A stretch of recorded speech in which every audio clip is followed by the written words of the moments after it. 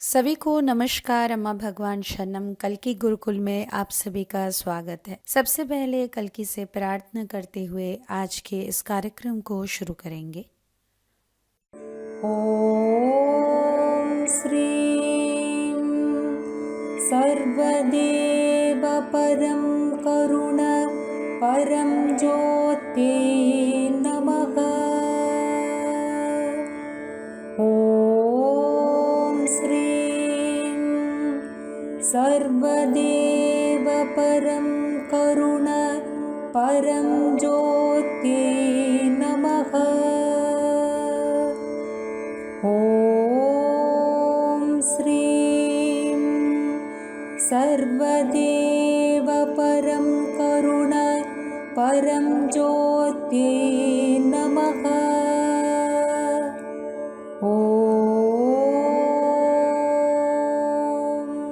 धीरे से आंखें खोलिए। आज हम हमारे जीवन में इहम के लिए, परम के लिए जो भी मार्गदर्शन खोज रहे हैं, आखिर हर परिस्थिति को कैसे डील करना चाहिए, और ये ज्ञान कई सालों से श्री अम्मा भगवान ने कई सारे टीचिंग्स के माध्यम से प्रदान किया है। उनमें से कुछ टीचिंग्स को धर्मा वीडियोस के नाम पर यूट्यूब में पेश किया गया है। तो चलिए आज हम देखेंगे धर्मा 93 इस वीडियो में श्री अम्मा भगवान के टीचिंग्स क्या है और इसको गहराई से सीखेंगे। हर दिन पूरे विश्व में श्री कल्कि के द्वारा कई सारे चमत्कार घट रहे हैं। चमत्कार प्राकृतिक सिद्धांत का विरुद्धाचरण नहीं करते, वो उच्च सिद्धांतों के अनुयायी होते हैं। चमत्कार के उद्देश्य है हमारे मन के चंगुल से हमें मुक्त करना। यहाँ श्री अम्मा भगवान के श्रीमूर्ति से हल्दी कैसे प्रत्यक्ष हुआ, देखिए इस चमत्कार में।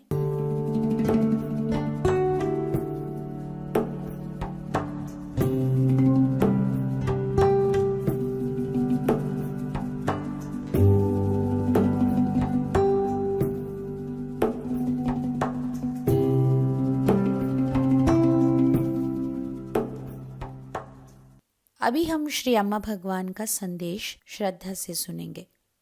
Bhagavan, how do you envision youth in future? Basically, we want the youth to become less self-centered and to be very loving and to be very joyful. Not the kind of joy and love that we normally encounter. We are talking here about unconditional love and unconditional joy. Very happy people, because if there are happy people, it will be a happy world. There would be no more wars, there would be no more conflict, there would be no more destruction of the earth. So we are trying to make them into very happy youth. And for them to be happy, they should be free of the self. And to be free of the self is to be really enlightened. So we are trying to create enlightened youth. And these are people who are more like world citizens, no? So they are not so much concerned about India or any particular religion, though they care for those around them. But basically they're emerging as world citizens. So I believe that there should be a world where there are no national boundaries, where there are no racial boundaries, no religious boundaries, no boundaries of any sort. So I think these people would emerge like that. Shri भगवान जी के दिव्य ज्ञान का अनुवाद सुनेंगे। प्रश्न: युवाओं के भविष्य की परिकल्पना आप कैसे करते हैं? श्री भगवान जी ने कहा, मूलतः हम चाहेंगे कि युवाएं अपने आत्म केंद्रित जीवन से बाहर आए, वो और भी प्यार आनंद के साथ जीवन को जिए। जिस प्रकार का प्यार और आनंद आप सभी जानते हैं, उसके बारे में हम नहीं बात कर रहे हैं। हम यहाँ पर कारण रहित प्रेम और आनंद के बारे में बात कर रहे हैं। युवाओं को सबसे अधिक खुश रहना है, ताकि इस दुनिया को हम खुशी की दुनिया बनाएं, जहाँ पर कोई युद्ध नहीं होंगे, कोई संघर्ष नहीं होगा, किसी भी प्रकार के विनाश इस धरती में हम नहीं देखेंगे। इसीलिए हम कोशिश कर रहे हैं युवाओं को और खुश कैसे बनाएं। और खुशी तभी संभव होगा जब उनके भीतर की मैं की भाव से वो मुक्त होंगे। मैं की भाव से मुक्त होना ही जीवन मुक्ति प्राप्त करना। तो हम ऐसे मुक्ति पाए हुए युवाओं को बनाना चाहते हैं जो इस दुनिया के नागरिक बनेंगे, जो केवल भारत के लिए या किसी भी एक धर्म के लिए मात्र चिंतित नहीं, बल्कि वो पूरे दुनिया में सभी के लिए चिंतित होने वाले दुनिया के नागरिक बनेंगे। और हमें लगता है कि एक ऐसा दुनिया उनके लिए होना चाहिए जहाँ पर किसी भी प्रकार के जातीय प्रजातीय सीमाएं नहीं रहेंगे। और हमें लगता है कि बहुत जल्दी ऐसे एक युवाओं के दुनिया उभर के आने वाला है। मुक्ति पाए हुए व्यक्ति अपने जीवन को कैसे जीते हैं, इस टीचिंग में देखेंगे। The awakened one makes use of knowledge.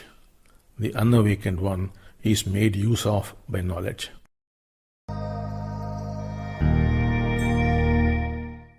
एक मुक्ति पाए हुए व्यक्ति ज्ञान का उपयोग करते हैं। मुक्ति ना पाने की अवस्था में ज्ञान व्यक्ति का उपयोग करता है। यहाँ पर हम सभी को वननेस, एकत्व को सही तरीके से समझना जरूरी है। एकत्व में हम किसी भी ज्ञान का विरोध नहीं करते, बल्कि एकत्व में पूरी तरह से ज्ञान को दिया जाता है। किंतु ज्ञान अपने आप को बचाने के लिए आपका जीवन का इस्तेमाल नहीं करना चाहिए। उदाहरण के लिए किसी भी प्रकार के आइडियोलॉजी, किसी भी प्रकार के फिलॉसफी, वो एक बार आपके सिर के अंदर घुस जाता है, उसके बाद आपके जीवन को उपयोग करता है। जबकि हमें ज्ञान का उपयोग करना चाहिए। जब भी जहाँ भी हमें इसका मदद लेना है तो हमें ज्ञान का उपयोग करना चाहिए, उसका मदद लेना चाहिए। किंतु अक्सर ये होता है कि ये ज्ञान हमारे सिर के अंदर एक कीड़े के जैसे घुस जाता है और वो हमारे जीवन को चबा लेता है। मुक्ति पाए हुए व्यक्ति के लिए, मुक्ति ना पाए हुए व्यक्ति के लिए, दोनों के लिए मन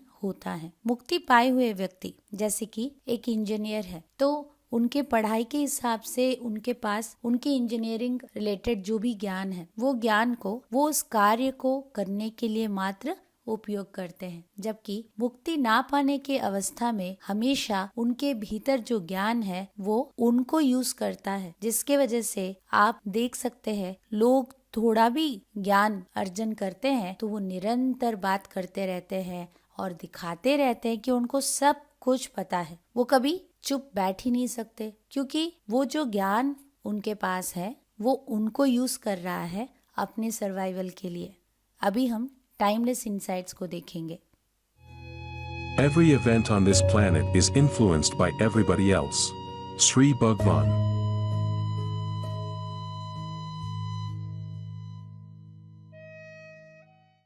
इस धरती पर घटित सभी घटना अन्य सभी से प्रभावित होती है। हम सभी एक मिथ्या, एक भ्रम में जी रहे हैं कि हम सभी एक दूसरे से परस्पर भिन्न हैं, अलग हैं। हम किसी से प्रभावित नहीं है। सब कुछ स्वतंत्र रूप से हो रहा है। किंतु सच्चाई तो ये है कि इस धरती पर सब कुछ एक दूसरे से प्रभावित होता है, प्रभावित करता है। जैसे कि यूक्रेन में हो रहा युद्ध, क्या ये युद्ध स्वतंत्र रूप से घटने वाली एक घटना है? नहीं। पूरे मानव जाति के अंदर जो भी हिंसा है, जो भी हमारे आंतरिक दुनिया में हिंसा छुपा हुआ है, हम सभी ने हमारे अंदर जो भी वायलेंस को सप्रेस करके रखा है, शायद वही एक युद्ध बनकर अभी रशिया और यूक्रेन के बीच में चल रहा है। जो कोई भी घटना होने दीजिए, अच्छा हो या बुरा, सब कुछ हम सभी के द्वारा प्रभावित हो रहा है। हम भी उससे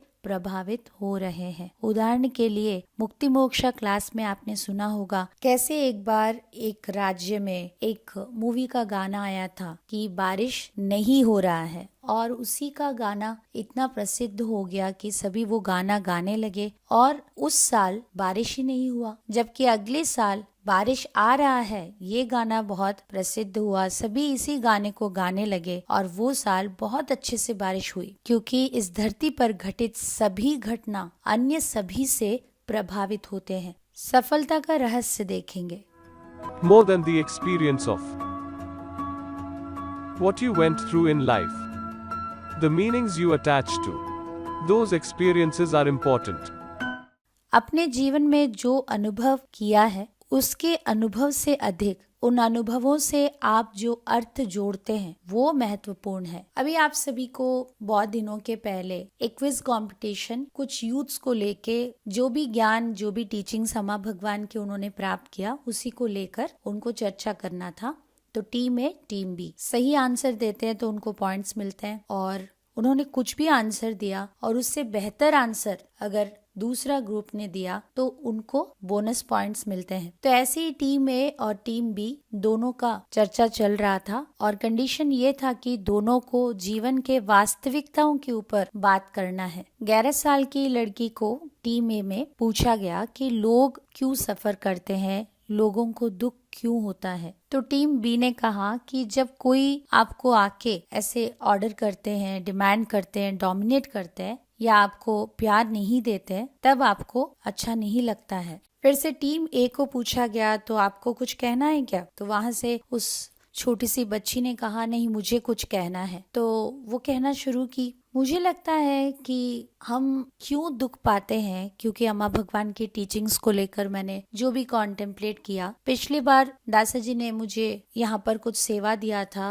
और सेवा में दासा जी मुझे थोड़ा जोर से बोलने लगे, तुम्हें कल एग्जाम है, तुमको अच्छे से पढ़ाई करना है, तो तुम जाके पढ़ाई क्यों नहीं करते। तो उसके बाद फिर से और एक सप्ताह के बाद जब मैं आई, तो उसके बाद जब दासा जी ने मुझे डाइनिंग हॉल में जाके सेवा करने के लिए कहा, तो मुझे लगा कि शायद वो मुझे पसंद नहीं करते, इसीलिए मुझे भेज दे रहे। किंतु वो मेरे अच्छे के लिए बोल रहे थे। मेरे मन में जो भी घटना हुआ था, उस घटना को जिस प्रकार के मीनिंग मैंने जोड़ के रखा, उसके वजह से मुझे यही लग रहा था कि मुझे इग्नोर किया जा रहा है, जबकि वो सच नहीं था। जब मैंने टीचिंग को सोचते हुए वहां पर जाके सेवा करने लगी, तो तब मुझे फील हुआ कि मैं इस घटना को क्या मीनिंग दे रही हूँ, कौन सा अर्थ दे रही हूँ, उसके ऊपर मुझे दुख लग रहा है। तो ये लड़की जो भी सीखती है उसमें क्या रियलाइज करना है, क्या इंसाइट है, उसको अच्छे से वो फॉलो करती है। तो उन्होंने देखा कि कैसे उस अनुभव में कोई दुख नहीं था, उनको एक अनुभव हुआ, किंतु वो एक्सपीरियंस को उनके माइंड ने जिस प्रकार से इंटरप्रेट किया, जिस प्रकार से उसके व्याख्या उन्होंने किया, उनको वो व्याख्या, वो अर्थ, वो मीनिंग उनको दुख दिया। तो उन्होंने अपना ये रियलाइजेशन शेयर किया था। सही में हमारे जीवन में जो भी घटनाएं घट रहे हैं, जिसके वजह से हम बहुत सारे मनोभावनाओं को अनुभव करते हैं, बहुत कुछ हम झेलते हैं, गुजरते हैं, किंतु अंत में आप उस घटना को लेकर क्या अर्थ देते हैं, उसके ऊपर निर्भर करता है कि आप कितना दुख पाएंगे। प्रश्न पूछा गया श्री भगवान जी से, भगवान क्या मैं का भाव एक रोग है? श्री भगवान जी ने कहा, मुक्ति की तुलना नहीं की जा सकती है। दो व्यक्तियों के बीच में ये बहुत अलग होगा। एक दंपति आते हैं और पति को एक तरह से मुक्ता हो जाते हैं और पत्नी दूसरी तरह से। आप तुलना नहीं कर सकते। फिर भी वे सबसे अच्छे दोस्त होंगे। उनके जीवन में सच्ची मित्रता का पता चलेगा। ये बहुत ही वास्तविक रूप में अनुभव किया जा सकता है। इसका एक कनेक्शन है। मैं का भाव होना एक रोग है और मानव जाति अभी इस रोग से ग्रस्त है। जो कुछ भी मैं का भाव से पैदा हुआ है, जैसे कि अर्थशास्त्र हो या राजनीति हो या आपकी दवा, सब कुछ मृत हो चुका है। ये एक चमत्कार है कि हम इतने लंबे समय तक जीवित हैं। अभी हम चमत्कार को देखेंगे। कोयम्बतूर, तमिलनाडु से मैं संध्या कुमरेशन हूँ। हमारा परिवार पिछले 13 साल से सत्यलोक के सारे हवनों में निरंतर भाग ले रहा है। श्री कल्की ने हमें असीम अनुग्रह और चमत्कारों का आशीर्वाद दिया है। अभी हाल ही में 13 जनवरी 2022 को मेरी सास को सांस में तकलीफ की वजह से अस्पताल में भर्ती किया। क्योंकि कोविड संक्रमण की थोड़ी बहुत गुंजाइश थी, उनका इलाज कोरोना वार्ड में भर्ती करके किया गया। उनको नस में 6 इंजेक्शन दिए गए। पहले 2 तक ही वो होश में थी। उनकी हालत बिगड़ती जा रही थी और डॉक्टर ने कहा कि उन्हें आगे के इलाज के लिए आईसीयू में शिफ्ट करना पड़ेगा। सांस लेने में लंबे समय चल रही परेशानी, जीवन रक्षा उपकरण तथा बहुत भारी इलाज को देखकर हम लोगों ने 19 जनवरी को उन्हें घर लाने का फैसला किया। हमने श्री कल्की से उन्हें संपूर्ण आरोग्य देने की प्रार्थना की। विद्या हवन में भाग लेने पर जो सत्यलोक हवन से कलश हमें मिला था, हम उससे दीक्षा लेते थे। साथ ही हमने 2022 के लिए स्थायी सदस्य के रूप पंजीकरण करवाने का संकल्प भी लिया। संकल्प प्रार्थना और दीक्षाओं के दौरान मिले शक्तिशाली अनुग्रह और रक्षा से घर पहुंचने के 2 दिन में मेरी सास बिल्कुल ठीक हो गई। श्री कल्की के प्यार भरे अनुग्रह से अब वो पूर्ण रूप से स्वस्थ है। इस महान चमत्कार के लिए हम श्री कल्की के प्रति अपना प्रेम और आभार व्यक्त करते हैं। धन्यवाद। हमारे जीवन में दैविक कृपा को जितना हम पहचानते जाएंगे, हमारे जीवन में चमत्कार उतने बढ़ते जाएंगे और चमत्कारों को दूसरों के साथ बांटते हुए ईश्वर को धन्यवाद देते रहना हमारे जीवन में चमत्कारों की संख्या को और बढ़ाएगा। अभी हम आगे बढ़ते हैं। सभी आंखें बंद रखते हुए श्री कल्की से प्रार्थना कीजिए। आज आपने जो भी टीचिंग सुना है ये आपके लिए व्यक्तिगत उपलब्धि होना है करके प्रार्थना कीजिए। ॐ श्रीं सर्वदेव परं करुण परं ज्योते नमः। ॐ श्रीं सर्वदेव परं करुण परं ज्योते नमः। ॐ श्रीं सर्वदेव परं करुण परं ज्योते नमः।